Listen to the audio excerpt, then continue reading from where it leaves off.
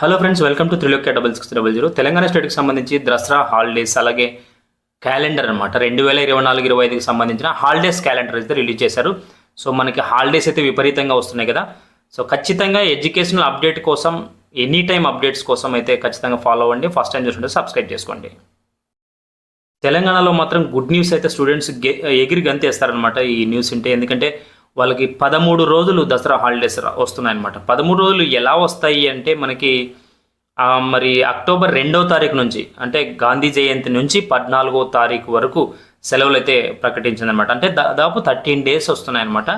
So October 15వ తారీఖు మనకైతే మళ్ళీ స్కూల్స్ ఓపెన్ అవుతాయన్నమాట. సో ప్రైవేట్ స్కూల్స్ మామూలుగా 1వ తేదీ నుంచి సెలవులు ఇస్తున్నట్టు ఇప్పటికే ప్రకటించారు. ప్రైవేట్ స్కూల్ అయితే 1వ తారీఖు నుంచే ఇస్తారని చెప్పేసి అంటూ ఉన్నారనమాట.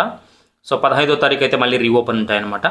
సో తెలంగాణ క్యాలెండర్ గురించి ఒకసారి చూస్తే, తెలంగాణలో ఎడ్యుకేషన్కి సంబంధించిన, స్కూల్స్కి సంబంధించిన క్యాలెండర్, కాలేజీకి సంబంధించిన క్యాలెండర్ ఏంటి అంటే హాలిడేస్కి సంబంధించి 2024-25కి సంబంధించి. సో మనకి అక్టోబర్ 2 నుంచి 14వ తేదీ వరకు దసరా హాలిడేస్ ఉంటాయి. డిసెంబర్ 23 నుంచి 27 వరకు అయితే క్రిస్మస్ సెలవులు ఉంటాయి.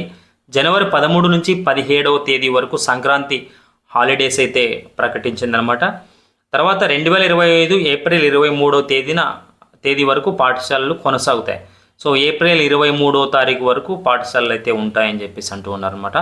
సో ఈ విధంగా అయితే మరి జూనియర్ కాలేజీలు, గవర్నమెంట్ కాలేజీకి అయితే అటు ఇటుగా, అంటే ఒక 2 డేస్ అటు ఇటుగా ఇచ్చే అవకాశం అయితే ఉంది. ఎందుకంటే సిలబస్ బ్యాక్లాగ్ ఉండిపోతుంది కాబట్టి ఖచ్చితంగా అయితే కాలేజెస్ ఒక 1 or 2 డేస్ అటు ఇటు అయ్యే అవకాశం అవుతుంది. Thanks for watching Trilokya 6600.